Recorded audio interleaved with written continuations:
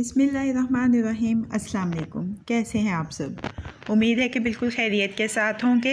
आज एक बार फिर आपके लिए नाश्ते की एक रेसिपी है, बहुत ही आसान और झटपट तैयार हो जाने वाला सैंडविच है और सैंडविच का नाम है एग पोटैटो सैंडविच। रेसिपी शुरू करते हैं। उससे पहले अगर आपने अभी तक मेरे चैनल को सब्सक्राइब नहीं किया है तो चैनल को सब्सक्राइब कर लीजिए, बेल बटन को प्रेस कर लीजिए ताकि हर नई आने वाली वीडियो का अलर्ट सबसे पहले आपको मिल सके। दरमियानी आंच के ऊपर मैंने एक फ्राइंग पैन रख लिया है। इसमें तेल शामिल कर देना है तकरीबन 1 खाने का चम्मच। एक दरमियाने साइज़ का आलू जिसके कतले काटे हैं, इनको शैलो फ्राई कर लेंगे। जितनी देर में कतले शैलो फ्राई हो रहे हैं, एक अंडा फेंट लिया है। हस्बे ज़ायका इसमें नमक का शामिल कर दिया है। एक सब्ज़ मिर्च बारीक स्लाइसिस की शक्ल में काट के शामिल कर ली है।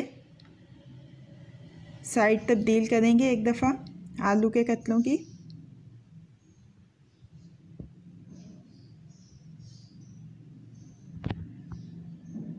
दोनों तरफ से हल्के सुनहरे हो जाएं तो इनको प्लेट में निकाल लेना है। अब इसी तेल में फेंटा हुआ अंडा डालना है और उसको अच्छी तरह से फैला लेना है। अच्छी तरह से फैलाने के बाद डबल रोटी के 2 स्लाइसिस लेने हैं और बराबर बराबर अंडे के ऊपर ऐसे रख देने हैं। स्लाइसिस की बाहरी साइड के ऊपर थोड़ा सा मक्खन लगा लिया है।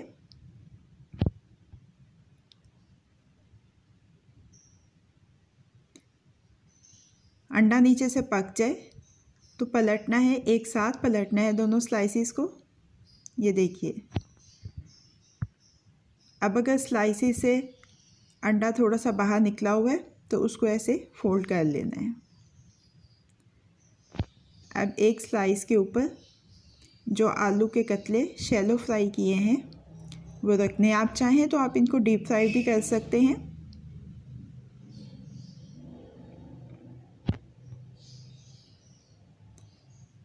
थोड़ी सी कुटी हुई लाल मिर्च इसके ऊपर छिड़क लेंगे।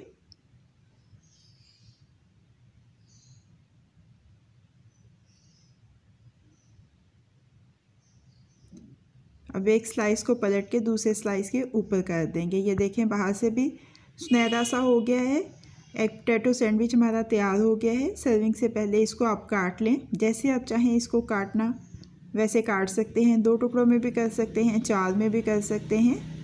आप ऐसे ट्रायंगल में भी काट सकते हैं और चौकोर टुकड़ों में भी काट सकते हैं।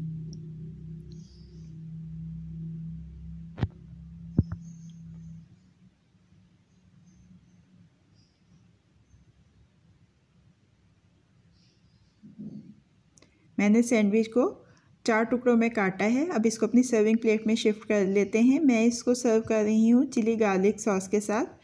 इसकी रेसिपी मैंने आपके साथ शेयर की हुई है, मेरे चैनल के ऊपर मौजूद है, आप वहाँ से देख सकते हैं। एग पोटैटो सैंडविच को डिश आउट कर लिया है। अब ये रेडी टू सर्व है। कैसी लगी आपको आज की रेसिपी? फीडबैक ज़रूर दीजिएगा। अगर आपको मेरी रेसिपी पसंद आई है तो इसको लाइक और शेयर भी कीजिएगा। मज़ीद झटपट बन जाने वाली मज़ेदार रेसिपीज़ जानने के लिए मेरे चैनल को देखते रहिए।